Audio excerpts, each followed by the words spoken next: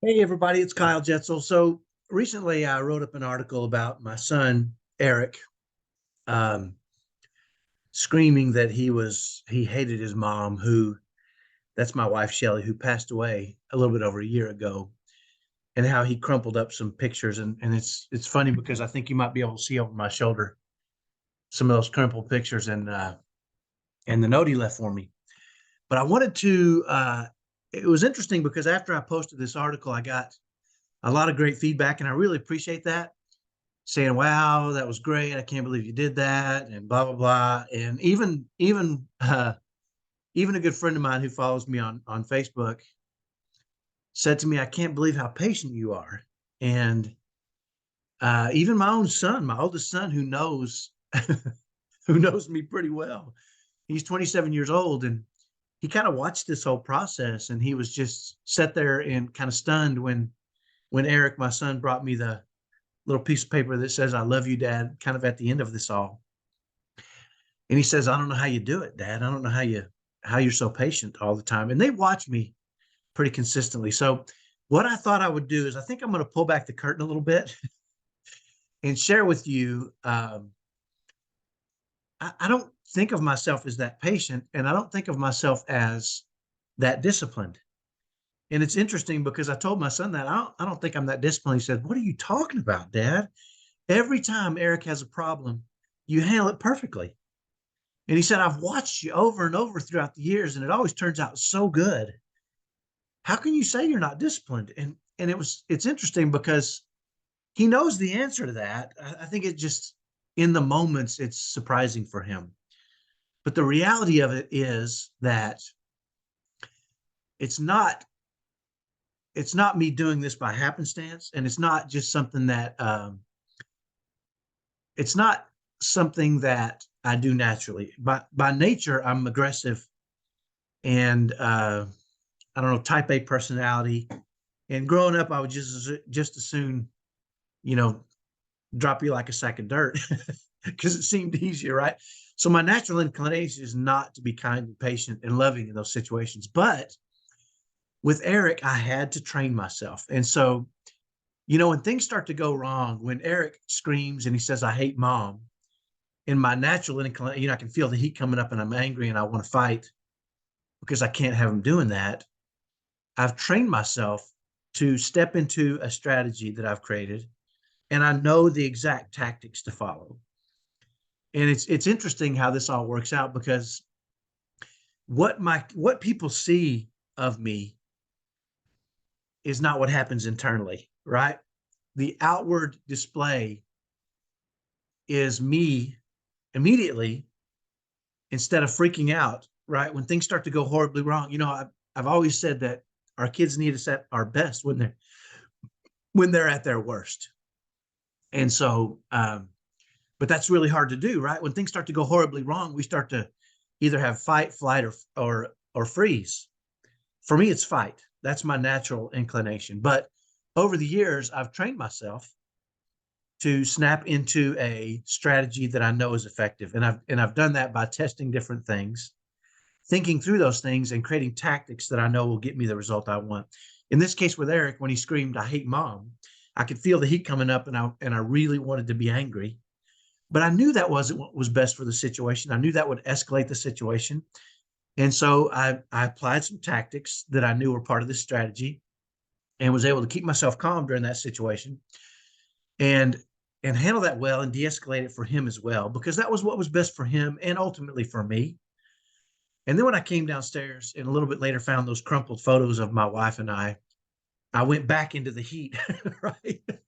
I, right, fight, flight, or freeze. I went into fight again. And so I forced myself to disappear and in a separate place have those emotions, right? When your wife passes away and somebody attacks her, even your own son, it's will set you into it'll set me into rage. I don't know, maybe other people will do different things too, but that is not who I need to be for my son. And so I have to separate and get that out of my system, and then go back and face it. And when he ended up coming down, and I asked him if he had seen did he do that? Did he crumple those photos? I was in a different state. right? A productive state, a state that would let him see my hurt and my pain, because that's ultimately what it is. And then what that ended up doing was putting him in the correct state so that he could manage himself properly. So I, in pulling back the curtain, here's what I want you to understand.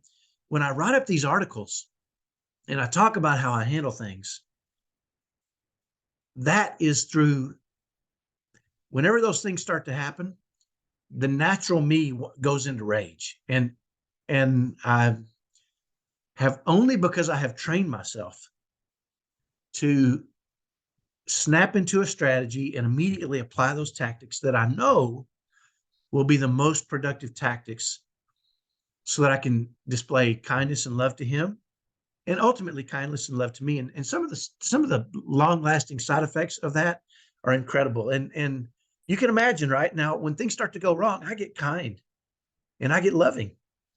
And that's what's most productive for him and for me. And it lowers stress. Not only does it lower stress, but it means I don't have to go into fits of rage, which I can do. Don't fool yourself. And it keeps him calm and de-escalated. And it ultimately makes those events, it shortens the time span of those events, number one.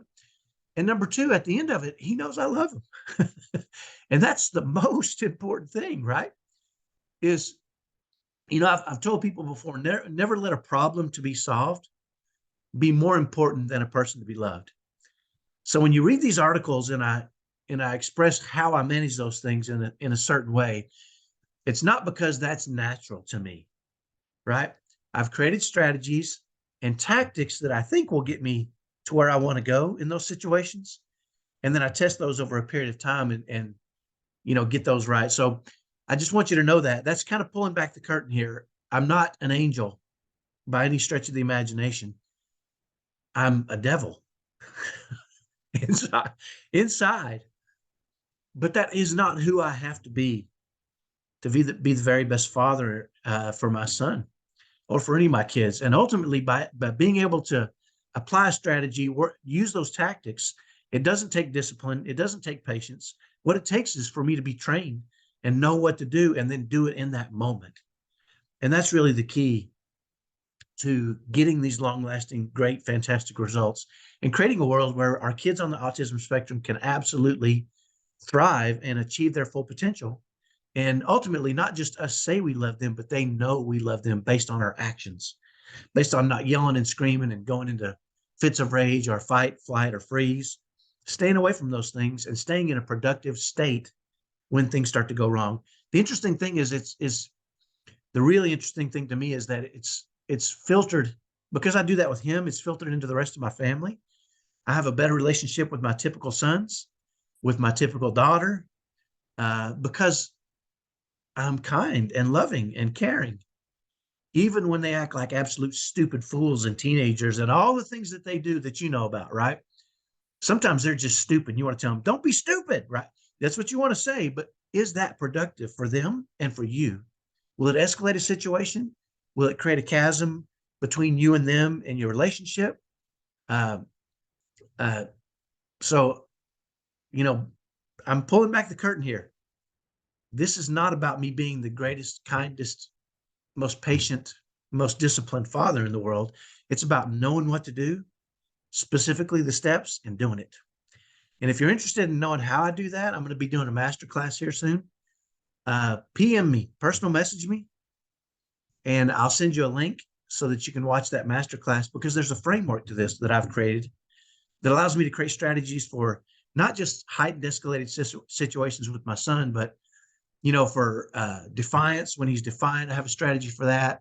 When I was trying to potty train him, I had a strategy for that.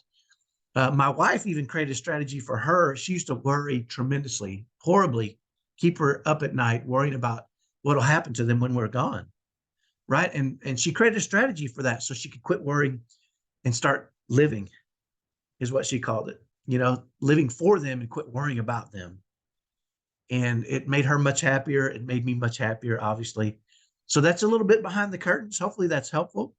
When you read these articles, and I share with you these experiences, I want you to read them and see them, but I also want you to think, what is he doing? What is this sucker doing? What is he doing behind the scenes that's helping him to accomplish these things? Right? I want you to read through the article and say, okay, what did he do exactly? How did he do that? And if you want to know the answer to that, come to my masterclass, PM me. I'll let you know when it's at, and I'll share with you the framework.